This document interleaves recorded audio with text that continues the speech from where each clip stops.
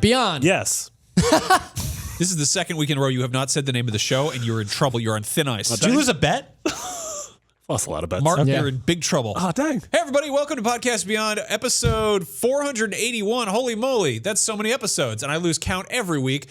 This week, we are going to be talking about Horizon Zero Dawn. If you're one of those people who just wants to avoid spoilers entirely, don't follow video game coverage on the internet. But we are going to be steering very clear of spoilers. So talking about how the game works, how it functions, how we feel about playing it, not so much about story. So if that worries you, just take it with a grain of salt, and it's okay. Don't be scared. Anyway, I'm Max Scoville. I'm joined by Brian Altano. Hey. Zach Ryan. Hey. And Also. Hey. Marty. Hey. The Sleva. Hey. Yeah. No one's.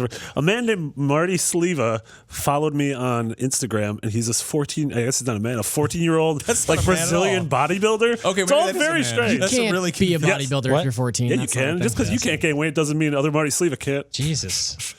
Well, Sharks anyway, they're out tonight. Yeah, so let's talk about Horizon Zero Dawn instead of 14-year-old bodybuilders, because that's... We'll circle back to that. Yeah, we'll get back to that one.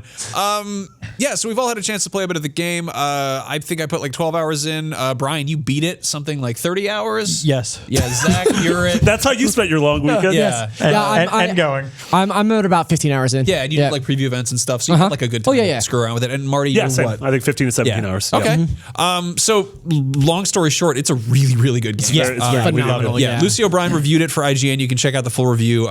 She gave it a 9.3 out of Dawn. Horizon 9.3 out of... Oh, crap. I wrote that this morning. That's stupid. Anyway. I'm Ron Burgundy. Yeah.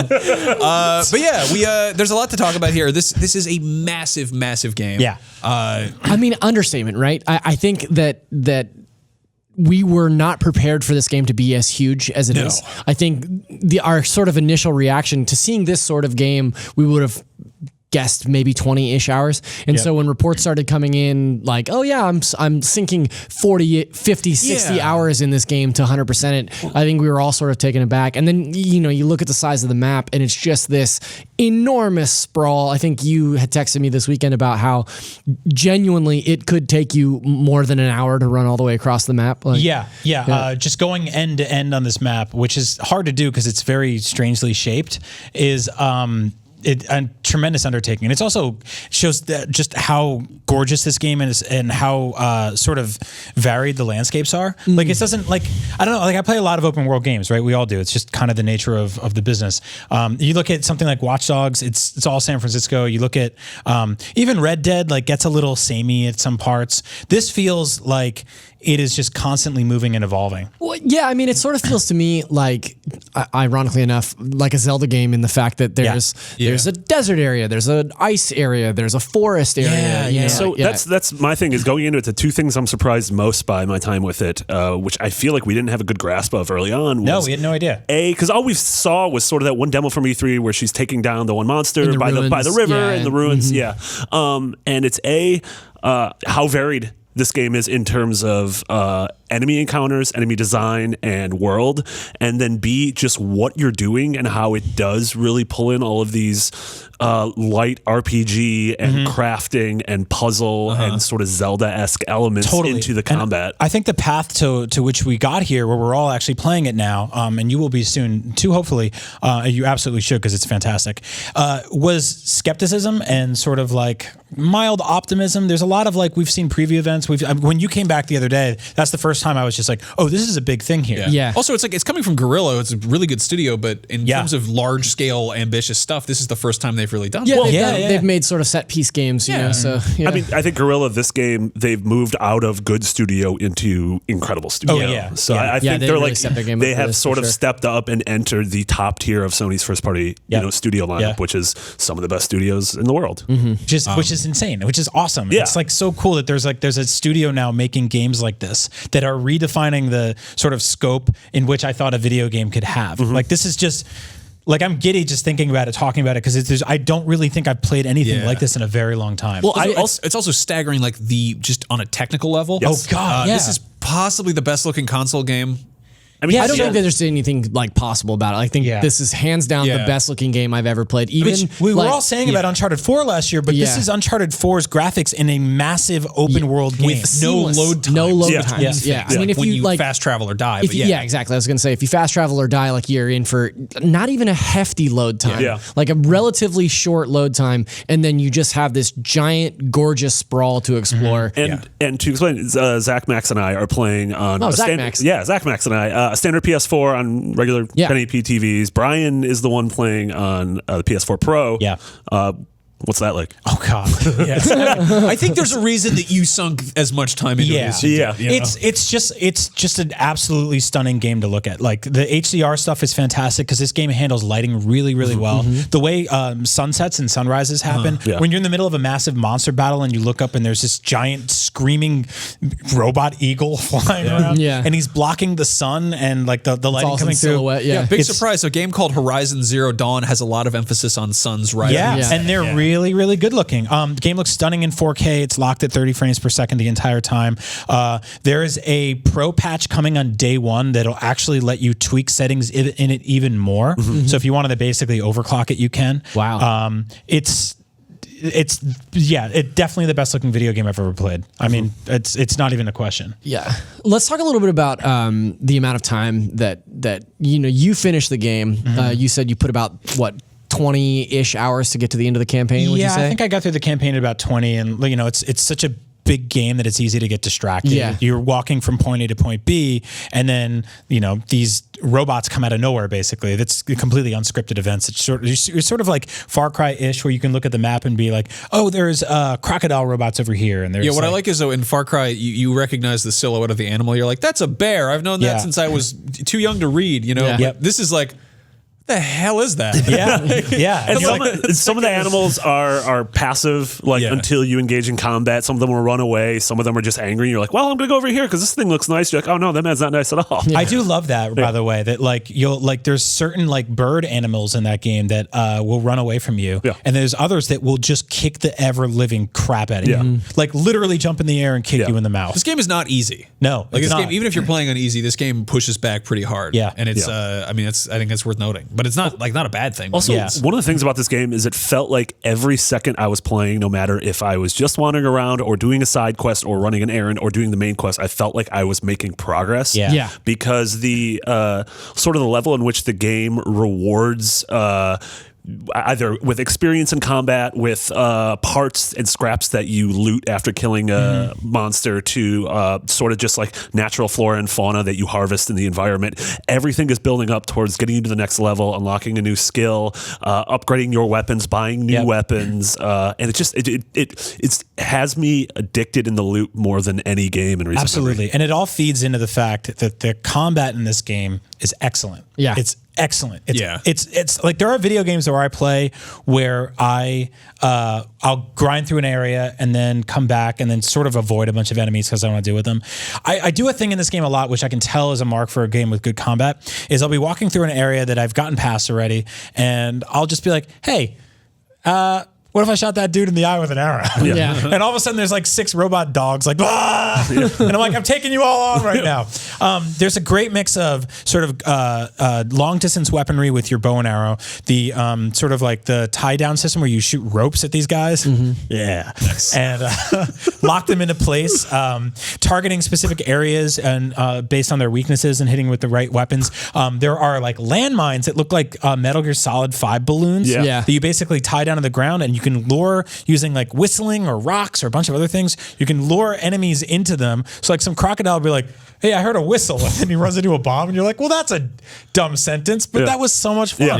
There's also straight up melee combat with your staff, which in terms of combat, I feel like that's the weakest element. It's a last ditch effort, but you can level up your staff. So the thing that I was genuinely concerned about coming back from my first hands-on with Horizon was the melee combat. There's no lock-on, and it makes sense for a game that is so much more about shooting. Like it's so much more about your bow and arrow. It's so much more about like creating traps for these enormous beasts, because ultimately what you want to do is get them to a point where like you can get them weak enough to a point where you can approach them and do like a critical strike or something like that.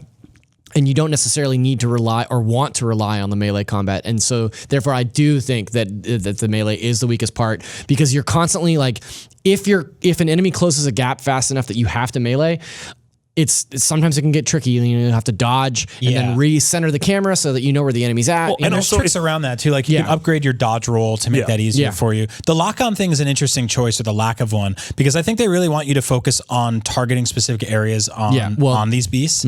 So like you'll be fighting something from a distance, you'll scan it real quick, and then you'll be able to take it out section by section. Yeah, I think, and one of the things with melee is when you get at a distance, you're much more prepared to be observant of your surroundings, whereas when you get up and close with melee and the camera gets in there, a lot of times you'll get hit from behind because you won't even know that there's more beasts behind you. It's common sense if you're actually paying attention to what you're doing. Like, yes, they will kick your ass if you run in and try to hit them with your stick. That's not how this works. Very nice stick thing. Like, you're going up against a robot Tyrannosaurus. Of course it will kick your ass. Yeah. Like, try some, like, prepare a little bit. Do your homework. No, but it is awesome how, like, every time you discover a new breed of dinosaur, which happens very frequently, and, a lot of really cool, surprising things, each encounter at first feels like a puzzle in and of itself. What is this thing's weakness, and do I have the tools yet at this point where I can exploit those weaknesses? It feels like a Far Cry game if a bunch of the animals out in the wild were Zelda bosses. But if the Zelda bosses weren't so much video gamey as that they had like an actual anatomy to them. Right. Like there are like these antelope things that are running around, and they've basically got like propane tanks on their backs, which is a pretty horrible evolutionary trait. You just like shoot them, and one of them will catch fire, and the other ones will be like, "What's wrong with you, Phil?" And then he'll explode, and then a bunch of logs will fall over. Phil. But yeah, like the fact that it's not just like, oh, shoot the caterpillar in the head 3 times until he flashes red, and then kill him. Like it's not that dumbed down. Like it's there's a incredibly deep like technical thing to fighting the monsters. They almost feel like Colossi and Shadow of the Colossus. Yeah, and I think that it, like you're saying, like it just does a really great job of slowly teaching you how to approach those encounters. Like there's a section of the game where I ran across a couple of these like alligator enemies, and they just like knocked me on my ass a couple of times. It took me like 2 or 3 times to figure out like, okay, I need to lure them this direction, set up a rope trap. They'll trip the rope trap and they'll get stunned. And then when that happens, then I can use fire arrows to explode these tanks, and that takes them down to like half health. And if that's the point, then I can get in melee and finish them off. And so like you learn these different approaches for these different dinosaurs, and then you can apply that learning to other creatures. That's totally where the game shines too, right? Because I think some people were going to go in with arrows and just melee and be like, this game sucks, I don't like it, I keep getting killed. And it's like, you have to strategize, you have to pull back a little bit. To me, it feels like it's the Monster Hunter game that finally clicked with me. I've been trying to get in those games for years. We did a series here at IGM where they taught me how to play it, and I got it a little bit, but it just didn't stick. Whereas this game, like, I can't stop playing it. So the interesting thing there is that is like Monster Hunter at its roots is an RPG, and it's still based on just stats and stuff. I feel like this separates the kind of the RPG like approach, but adds in like a very kind of tactile combat system. Right. Yeah. I mean, like I wrote kind of a bunch of things it reminds me of here, and you put in a picture of Dennis Miller because I made too many references. But I said like combat and gameplay and like just sort of like progression. It's Far Cry and Tomb Raider and Monster Hunter. The world is like Far Cry Primal, a little bit of Destiny and a little bit of Nashka and Avatar: The Last Airbender, and then graphically it's Uncharted meets The Witcher. A lot of other bits and pieces there. There's stuff in there that reminds me of Shadow of Mordor, which in itself takes from Far Cry and everything. Right. I mean, you're adding like upgrade runes and stuff to your weapons, and you're going through like the crafting is incredibly deep. All the systems in there are just, they're bonkers. Like they're incredibly deep. But if I had to pinpoint the one thing this game is doing that it's doing better than like anything else around it, is just the monster fights. Yeah. And the fact that the entire rest of the world there is to support the fact that you're fighting these robot dinosaurs. Yeah. I think the world in this game is one of the coolest characters I've seen in a video game in a long time, in terms of just like the art direction in this world. And when you're going through these massive battles with giant monsters, and you turn around and you're like, oh my God, like look at that incredible like Wild West vista back then. Well, and you're constantly engaging these creatures in a way that is like in areas that are built to engage these animals, right? So like you'll come across a clearing and you'll fight, say, like a sawtooth or something, and you hide in the long grass until he comes close enough that you can do a critical strike, and then he knows where you're at, so you run, you jump over a rock and slide underneath something else so that he loses track of you. Then you hide in the grass again until he's like, where did they go? That slide into the slide in the grass is awesome. It's never not rewarding. Yeah. Also, like, well, have you guys done a lot of the slide and shoot. Like that's something that I do a lot. Like, slow motion. like I'll come out of the out of or into the grass, like sliding on my knees and then pull back and shoot. And it's just like that. That's like to me, that's like popping in and out of the Batmobile in Arkham Knight. Like that will never get old. Yeah, that's just a solid mechanic.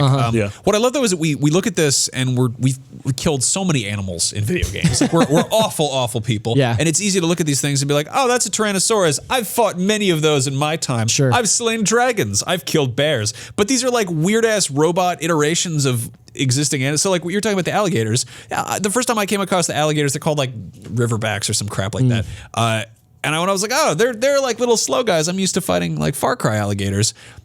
And I shoot one in the face with an arrow, and it proceeds to like charges up the bank. It like lunges. It like dives in the air, and I'm like, oh right, it's a robot. It's not. There's no logic here. Right. And then or you realize like freeze bombs at you or something. But then you realize two of his friends are sitting behind him. Oh yeah. And then right behind you are like two giant birds and a stegosaurus, and you're like, what did I get myself into? So the moment that I was like, oh crap, this is what this is doing. That's really exciting. I got into like I kind of crossed this mountain pass, and I went from like, you know, scenic Arctic mountains into this like big like, the Arctic mountains. Yeah, this big you know, desert. Yeah. It's like suddenly like, oh, massive change in climate, and there are these dudes walking around who look like big robot buffaloes or elephants or something. And I'm like, I'm gonna mess with these guys. I'm gonna try a little bit of strategy. I'm gonna lay some traps and everything. And I do all that.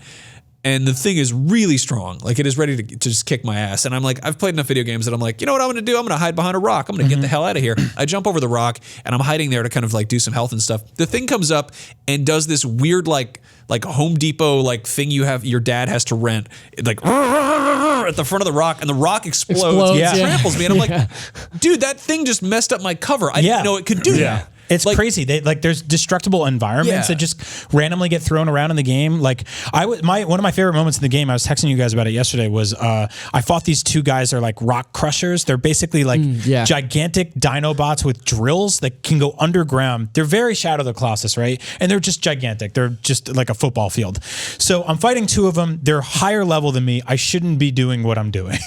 So I'm taking them both down little by little, hiding out, sniping them from afar, running up, tying them down, meleeing the hell out of him, grenading them until I'm like, basically, I kill one, I get one down to like his last licks, and he's hurling rocks at me. He damaged me to the point where I don't have enough health items to regenerate. And if I go too far, the entire scenario will basically just cancel out because it's sort of a mini mission.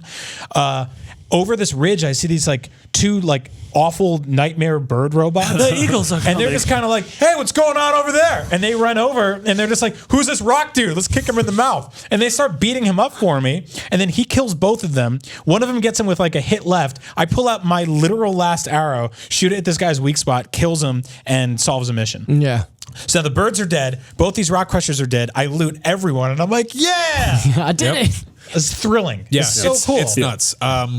Yeah, that being said, as amazing as the robot animal encounters are, I feel like the human encounters are pretty lacking. Yeah, especially in comparison. Yeah, like we can keep comparing it to like other stuff, like, you know, like Tomb Raider and Far Cry, and there are outposts that feel very Far Cry, and then you're like, oh, here's the part where you're supposed. Like I did one where I think it was a bandit camp or something, and it's very clear, like, oh, there's a front door that you're supposed to use. Sure. Because I died because I went in through like some fence or something, and they were like, and then it respawned me at the very front. I was like, oh, that's how you're supposed to approach it, which is always weird in an open world game because it's like. See, I haven't really run into that. I feel like that there's enough approach points and different paths to accomplish any goal. I mean, granted, I think I've done but if you color like two outside the lines, you're like, oh, I'm doing this wrong. And I just feel like it's not necessarily bad, but it's the fact that I've faced enemies in 1,000 games with flamethrowers and Gatling guns and sniper rifles and melee combat. So like that just seems so familiar and almost like trite to me at this point. Whereas like the robot encounters feel so different. Yeah, and so cool. But what I like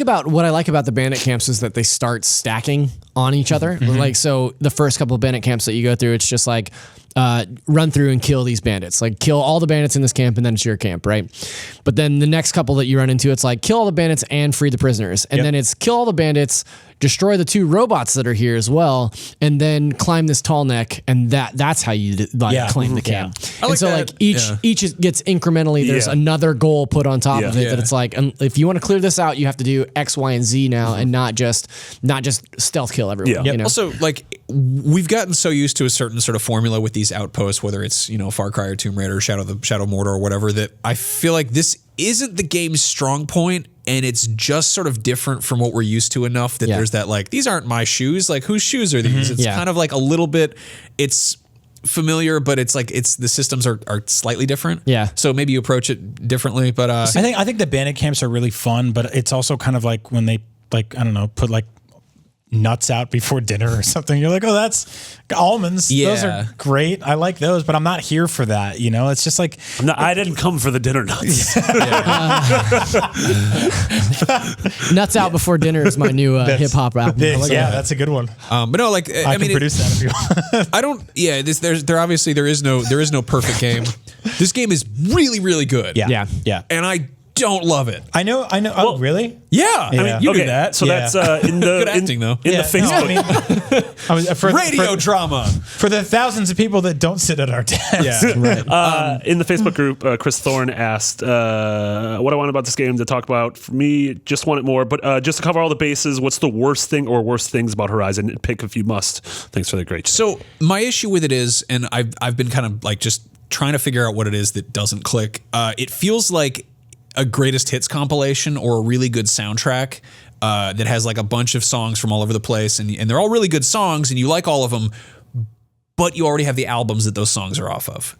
Like, it feels there's so many familiar bits and pieces, and the monster stuff is really the part where it's like this is its own thing. Yeah. But that's like the Chewy center for everything else around there. Like you get to this big massive city, and it's like it's staggering, and you walk in there, and you're like, oh my god, this is a huge city. It's full of merchants. There are people to talk to. There's a mystery to solve.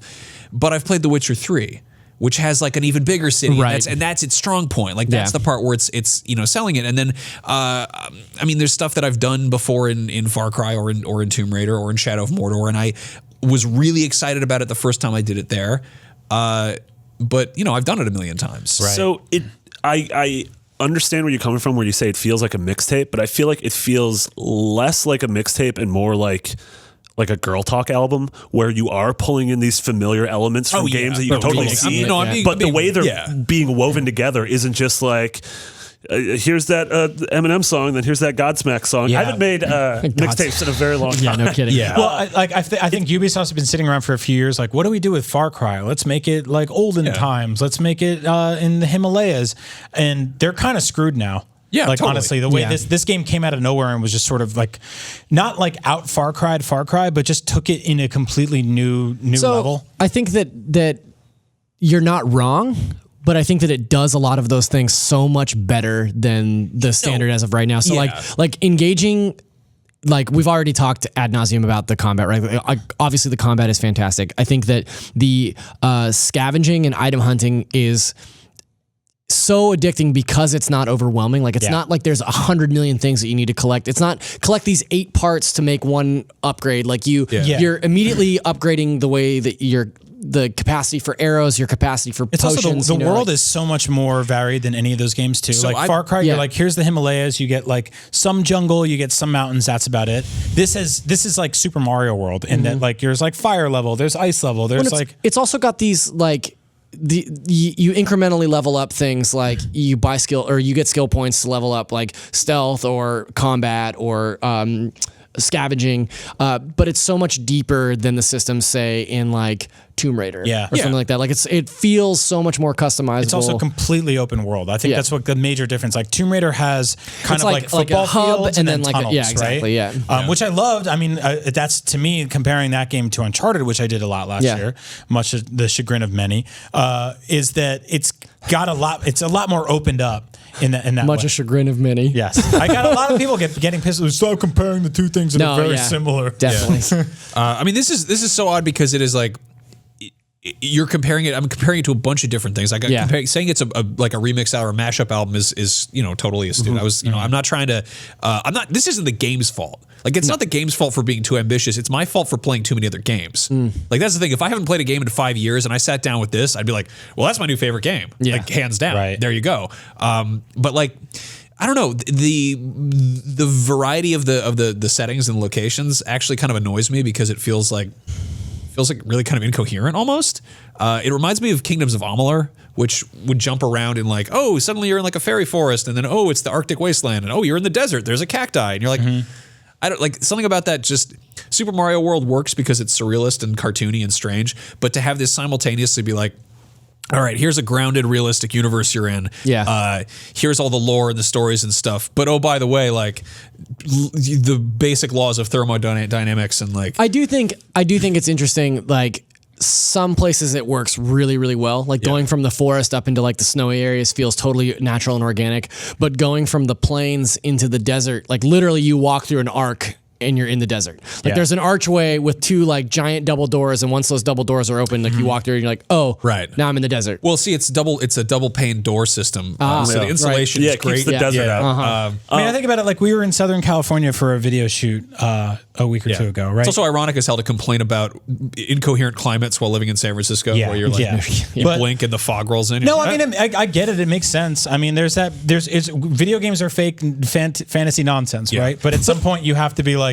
well, there's got to be some rules here. So I get you on that. But then on the flip side, like we were in Southern California a week ago, and we were 20 minutes from the ocean, and we were in an airplane hangar surrounded by like foresty looking areas and desert climates, and off into the distance was a mountain covered in snow. And I was like, where the hell are we? Yeah. Like I'm like, this is odd. But I also think it's important to note that the criticisms that we're lobbing against this game are not criticisms that we would potentially have for other games. You know what I mean? Yeah. Like it's like there's so much good in this game that the stuff that bothers us is like, oh, the way that the art direction the question works was, all together. Can I just say the one thing that pisses me off more than anything else? The boars. Yeah, Ducks. the boars. I want to talk about the damn animals. The fact is, you're in this weird future where the entire Earth or whatever is like the robots have come to life, and they've got their own society, and you're a bunch of weird like borderline medieval stuff. Like humanity has returned to this like fantasy age, and everyone's like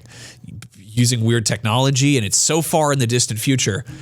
You've got all these strange words for things like, oh, that's not gasoline, that's blaze. And like, oh, the Freon is chill water. Like, because it's all been passed on through tomes. Referring to the All-Mother. And and it's like this entirely strange, bizarre future. What do they call turkeys? Turkeys are turkeys. Turkeys are regular ass turkeys. Raccoons are raccoons. Right. Like, it's just regular ass animals that are just almost kind of dropped in there for no reason. Mm-hmm. And if it was a cartoony game, like if it's like in Zelda, how there's like these like Octoroks, but then there's also like a dog, and you're like, all right, whatever, that makes sense, But it's not Zelda. It's like this thing that's if it was less realistic, I wouldn't have an issue with it. But the fact is, it's got some of the most stunningly realistic like environments I've ever seen. Sure. Graphically, it blows you away. Oh yeah, hands down, it's like the best looking game I've ever played. So when there's something kind of inconsistent there, I'm like, it's not actually. You would love a conversation in the hit film Pulp Fiction where they talk about a Royale with cheese.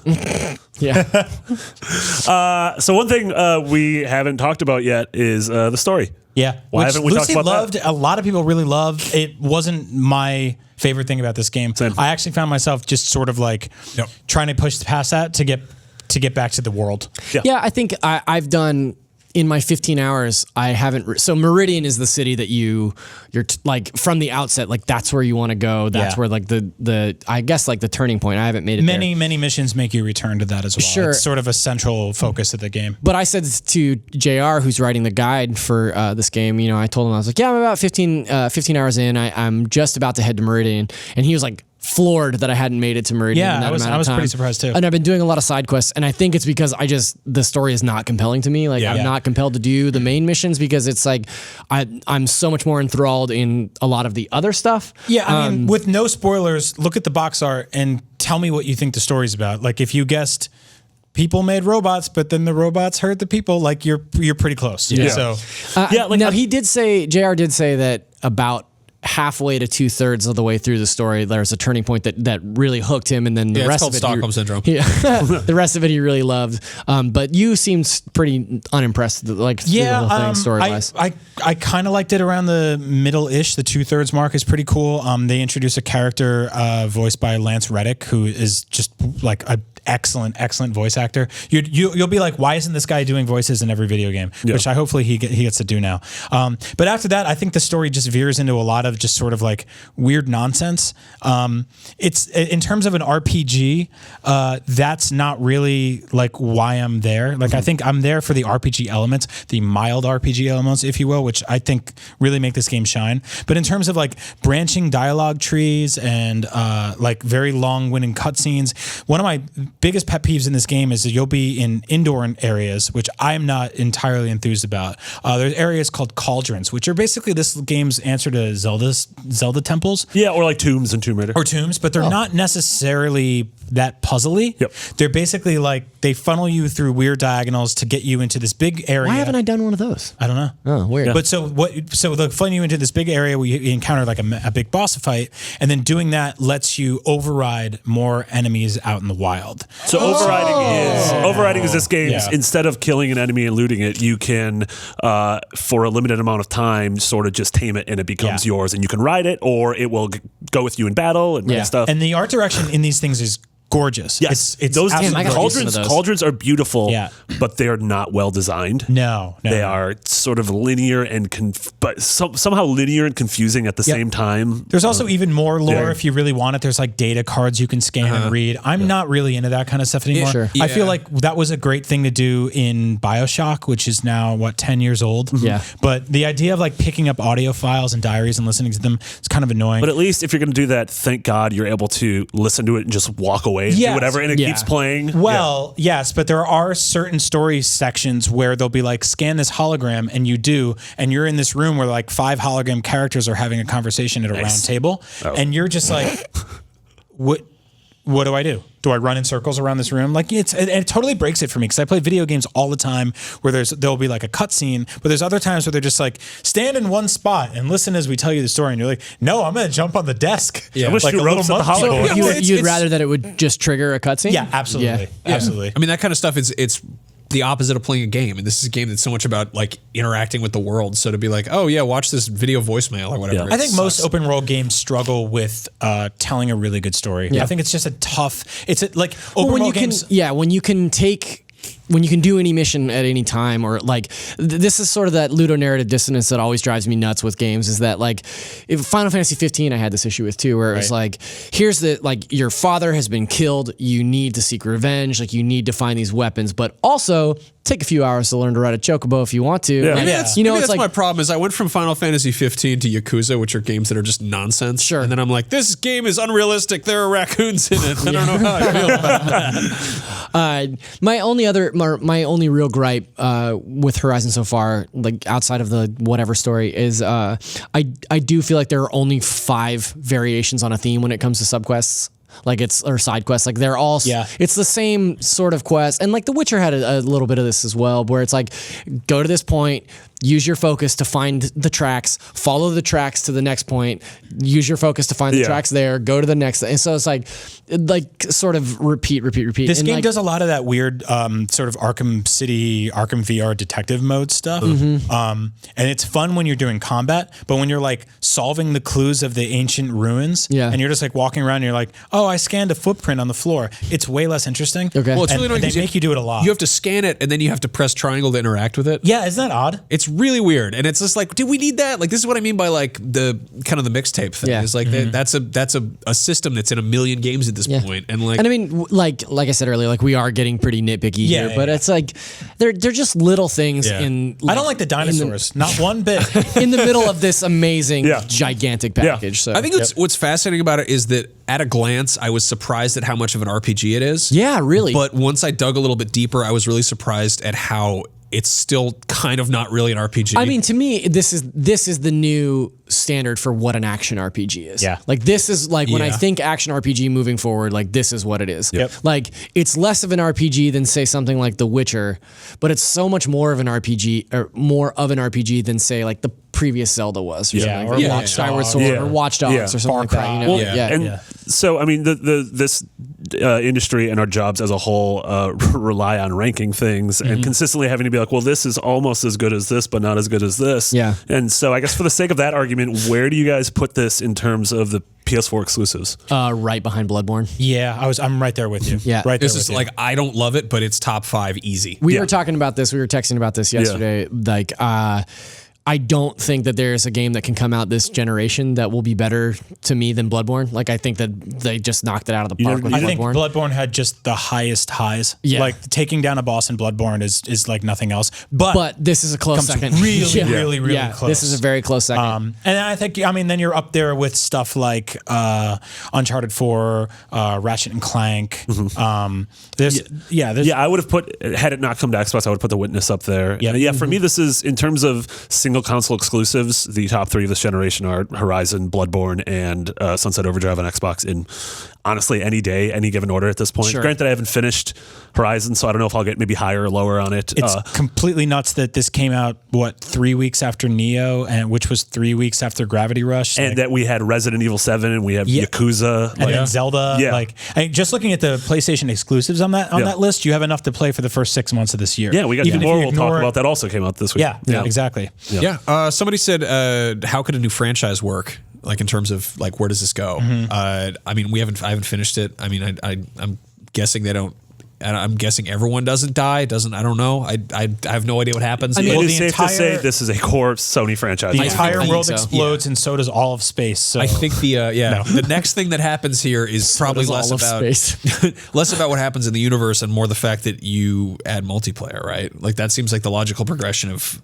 Oh yeah, they've got a million systems and mechanics here that are in place. Yeah. I don't know what you do without completely capsizing it. It would be like cars. It would be amazingly fun to take this combat and take a team of like 3 people and take on like a super high level. I mean, that's where you get the Monster Hunter. Yeah. It's a Monster Hunter that I can understand with my dumb idiot brain. Yeah, your brain is very dumb. It's stupid as stupid. Yeah, well, but I mean, this game is obviously scoring super well. This game is going to lead to the next big Sony franchise. Yeah. Also, the fact that Death Stranding, whenever it comes out, is built on the skeleton of this engine. Yeah, you said something really interesting when we were texting about it. You know, you said that it was kind of a stupid thing to say, but you were breathing a sigh of relief when you saw how well this engine ran, how gorgeous it is, because knowing that Kojima doesn't have to rely on the Fox engine and has something that's equally competitive graphically. Kojima is the first named, the first person thanked in the special thank yous when you written and directed by Hideo Kojima. Horizon Zero Dawn, Hideo Kojima game. He does the VO for all the dinosaurs. Yeah, but no, like nasty boys. That's honestly like a huge sigh of relief, because like I was tracking the development of the Fox engine when Kojima was at Konami, and that like Metal Gear Solid 5 is like it's nuts, it's stunning, it's gorgeous, and then it was like, oh, he left, and he left his engine there. No, this game will fully be able to support whatever utterly ridiculous nonsense Kojima throws under it. And I can't wait to play it in 2022. Can't wait to play as that weird baby that disappears. If that game has problems, it's not gonna be the engine's fault. It'll collapse under the weight of its own inanity. No, that's entirely true. I'm really excited about that. I think just creating a brand new map, a new world. I didn't say this before, but this game is almost too big.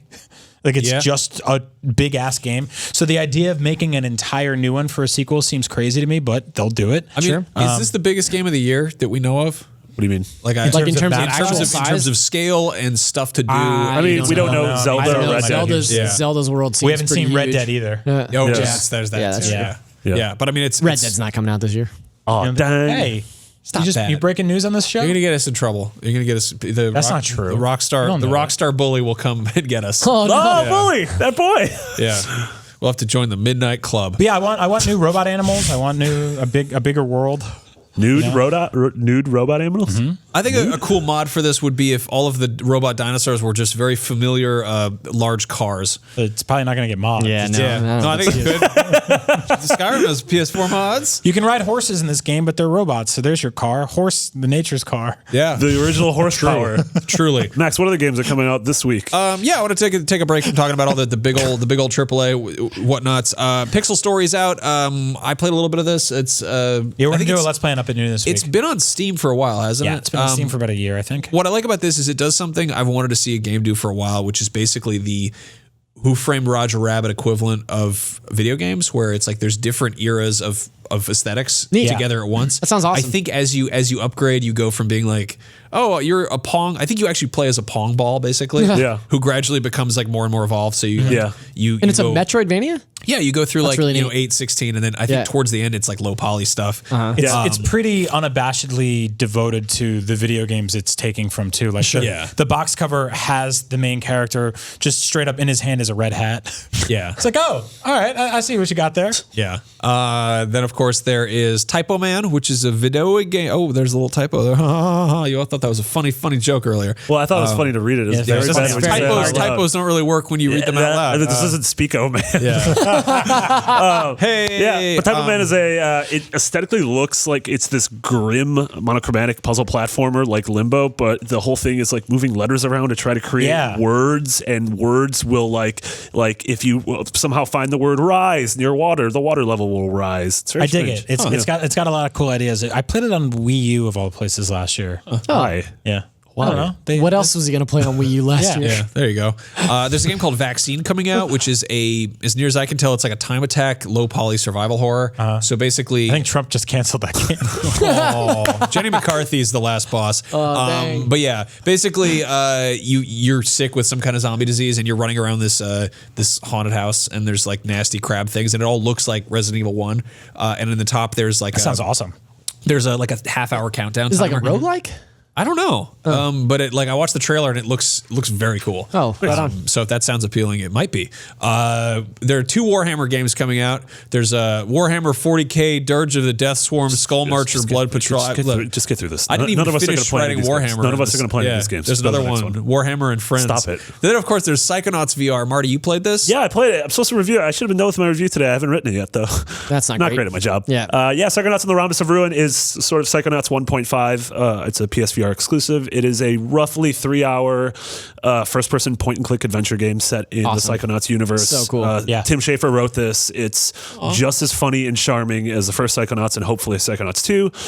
It's really smart. It's a point-and-click adventure that's like Batman Arkham VR is all node-based, but it makes sense in the world because you're using your clairvoyance to hop into the minds of different characters, or a lot of it takes place underwater, so different fish. So these are your sort of points of view. So I played for 3 hours, pretty drunk, and I didn't get nauseous at all. Which was great. So did you finish it? Yeah, I finished it. It's really fun. Does it set up, like without getting too spoilery, it sets up the second sequel? Yeah, totally. You play as Raz? You play as Raz, but you're clairvoyant, and so you're popping into different people's heads and being like, "What's going on in me?" Sounds like a Raz thing to I do. saw a thing that if you pre-order this game, you get the original Psychonauts with it. for free Whoa, on that's awesome. PS4, which is awesome, and which is one of those games to prepare you I don't know. for I'm these. sorry I got so excited, but Psychonauts is one of my favorite games of all Psychonauts time. is very good. And the idea of playing it on PlayStation 4 is very exciting to me. Yeah, it's very good. It looks great on PSVR. Controls great. Head tracking is really good. Yeah, That's Raz. Sweet. I can't wait for that. that's Raz. And One now game Maxwell. I've been waiting for so long. Here we go. Night in the Woods. It's out today. Yeah, it's out today. Yeah. I wrote twee hipster animals with emotional problems. I feel like that about sums it up. Yeah, I mean, this is a game that we've seen for yeah. Yeah. I mean, I It's- first saw it at PAX 2015. So what do you do in this Demoed it. game?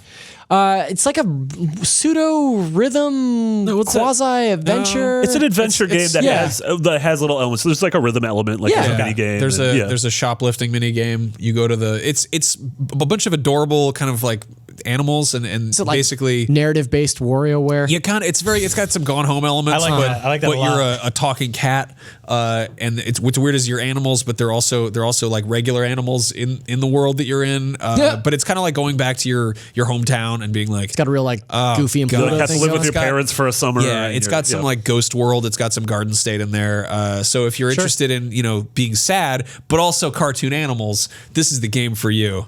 Meow. end. It's also got just a really great art style. Well, you I don't love the have way to it take looks. my word for it. Dun dun. No, I'm really excited Yeah, our about review this. is not up yet. We got our codes today, so we have to take your word for it right Yeah, now. okay. Well, take my word for it. Da-da-da. Yeah. 12 out of 10. Now it's time for rapid fire. This Most is of these are Horizon themed. Oh, okay. Well, Did good. we answer most of these? Did we? No. Let's find Scott out. Zeal asks, you say how, wait. Asks, you I say how see. beautiful Horizon You say how is. beautiful Horizon is.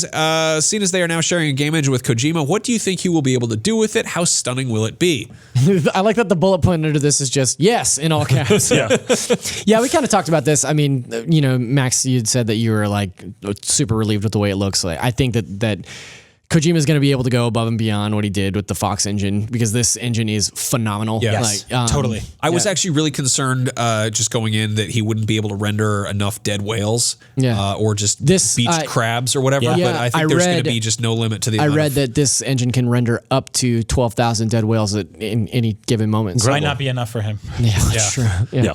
I mean, like the sort of like desert canyons that Metal Gear Solid 5 had, I think this game does exceptionally well. Yeah. So if he wants to lean into any sort of stuff like the jungles from Metal Gear Solid 3, this game does exceptionally well. Yeah. Like look at his lineage of like settings. Also, and think about how this game will do them. Also, this game does destroyed beauty really well, which is something that seemingly Death Stranding is about. Yeah. I mean, it's borderline photorealistic. Yeah. And the fact is, it's an engine. What's under the hood there and how it's utilized doesn't really mean a whole lot when you consider that, like, I don't know, like Ori and the Blind Forest is running on like Unity, you know, like, and that's the same thing. Felt like Gone Home. Yeah, Gone Home. Like, I mean, it's what people do with engines. I mean, it could be like Death Stranding could be like an hour and a half long FMV game. I don't know. So, you know, at the very least, it's a really cool engine, and I hope we see more games on it. You know. Yep.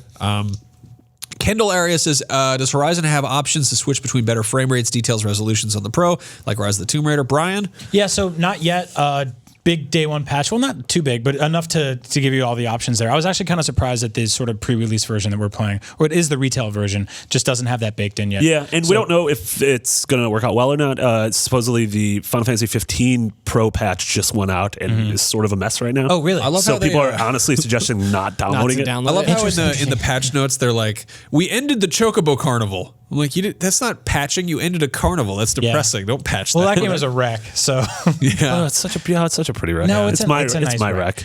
No, but this game's gonna have plenty of options. It has a photo mode right now, which I saw. Photo mode's great. God, just stunning stuff. Also, just the amount of settings, like you can choose what's on the HUD, like up and down. I really appreciate that. It's a little bit overwhelming to actually kind of figure that out, but considering how much time you probably have to spend playing the game, it's nice that they have that. I think it's like once you get your sea legs out there that you can take off the HUD and start kicking ass, it's going to look gorgeous. Brian, you suggested turning on the dynamic HUD, which I can't recommend enough. The HUD to me, when it's always on, is just sort of messy. Like not necessarily ugly, but there's just like a lot of different systems to keep track of. And the dynamic HUD is really great because like you won't see it until you're grabbing medicine or getting injured or using an item. And if you need to see it, you just tap the touchpad. Yeah, and it brings it right up. Yeah, cool. it's awesome. Do that first. Yeah. Let's see. James Keegan asks, does the player get a sense of progression quickly? Games like Fallout and Skyrim turn me off as I feel after 10 hours of playing that I'm barely past the starting point. It takes a couple hours for the game to let go of your hand. Yeah. Definitely not 10 hours, but I feel like 2.5, 3 hours. Yeah. But then once it lets go of your hand, you have free reign to progress as you want. Free to go out there and get your ass kicked by like level 36 dino boss. Yeah. I think in terms of like comparing it to something like Skyrim or Fallout, I think it does a lot better in keeping you sort of engaged with what you're doing moment to moment. And I don't feel like there's a ton of just like aimless meandering, which I find myself doing in those games a lot. Yeah, and I feel like once you get past the tutorial area, you can start upgrading stuff really quickly and immediately feel that feedback. Like the first time that you upgrade your armor or upgrade your bows, you're like, oh, I can see this already in practice. Also, it's a weird comparison to make to something like a Bethesda game because those are so like do everything. Like you want to be like a florist in that game. You can be like, I want to collect tin cans and become the librarian. You're like, okay, but in this, it's kind of like, oh, you're going to be a dinosaur ass kicker. Yeah. So also it's more fun to grind in this game. Yeah. Like you're not just going and fighting, bandits who can't find you. Why does that librarian have so many cans? Because it's a can library, Marty. They're important. It's called a cannery. The answer is because the Brotherhood of Tin.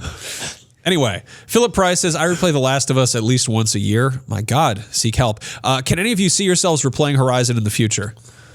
So I think this game's too big to replay. So the thing that jumps out to me is like, I don't know that I would necessarily replay it from top to bottom again, but I will definitely come back to it from time to time to take on high level enemies that I haven't. Like we get a certain amount of copies for review and for people to play, so we can talk about it on Beyond and stuff like that. And one of the tenets of that is like they're IGN's copies. They belong to IGN. Once we play it, you're supposed to bring it back. And so like I definitely feel like with Horizon, I'm gonna get through the main story. and then probably pick up my copy later when it goes down, like when it drops and when it's on sale. I'll pick up a copy of my own and jump back into it and play some of the, like obviously there's probably going to be DLC stuff that comes down the road. There's going to be new monsters. There's going to be bigger stuff that I just didn't get a chance to take on. And I think like revisiting that in the way that I've revisited The Witcher over the last 2 years to play that DLC or to do side quests that I didn't finish there, like I will continue to come back to this game, but maybe not necessarily start it over. Yeah, this is not a game that's really built for rentals. Like this is a game that if you pay $60 for it, you will easily get $60 worth of time with it. God. And it's I mean, I'm at so I finished the main campaign at like 60%, 65% done with the game, maybe 70, and now I'm at like 82 or 83. You gonna go for it? You gonna and get I'm that like, platinum? well, I'm here, might as well. I think like My wife hasn't left me late yet. Not yet. I think that like Philip says he replays The Last of Us once a year. That's like a 14-hour game, 12-hour game, 16 hours if you sort of take your time. Also, I said seek help about that. I meant more because that's like watching Requiem for a Dream every 2 weeks. Oh, yes, harsh. Yeah, it's. I actually was only able to play The Last of Us once, and then I tried to play it again on PS4, and was like, I don't know if I want to do this again. Yeah. I think I played it 3 times. I love it. It's one of my favorite things of all time, but I can't subject myself to all that again. Yeah. But yeah, that said, in the amount of time that you can beat The Last of Us, you can play The Last of Us 4 times, or you could play through Horizon once. Yeah. So it's also like that's a linear game. This is just a sprawling world. Noah Welch says, any horses? Horse deaths? Just horses in general? Brian, take it away. Is he talking about this in the context of Horizon, or does he just mean out there in the world? Because yes, of course there are horses and horse deaths. Do you know that thousands of horses explode every second? Yeah, every that's second. terrible. Yeah. And the average person eats 8 horses a year in their sleep. Yeah. So that's rough. Yeah. Very slowly. There are 3 types of animal And if a horse mounts. is placed in a stable with a radioactive atom and there's no door in and out of the stable, the horse simultaneously is eating apples and not eating apples at the same time because horses do love apples, but sometimes they don't want to eat them. You know, if you let a horse go upstairs, Quantum horse physics, Marty. it won't come back down. And not because it's afraid of steps, but because it likes to put its head out the window and yell at the poor horses down on the floor and go, look at me. I live in a high-rise apartment. I'm all the way You're a up bunch here. of horses. I'm a horse. Pretty sure that's cows, but all right. Anyway, there are 3 types of animals in this game that you can mount and ride around. Horse type animals are one of them. There's also like these bulls you can ride, and yeah it's really cool. At one point in the game, you do get this sort of mastery trait over them, where you can kind of summon one at any given time, and it's very like robot Epona. I kind of love it. That's great. But also, you have no connection to it, so if it gets exploded or dies, or gets swallowed by a man 8 times in a year, It doesn't have a face, so it's all good. What's the doesn't matter. third mount? We don't want to tell you. It's a spoiler. Okay. Tarantula. It's just it's not a tarantula. It's a giant Logitech webcam that you just straddle and Just rocket through the world. around. Perfect. Yeah. Do we have anything else? That's it? I think that's it. Plug your ish. Oh Oh, yeah.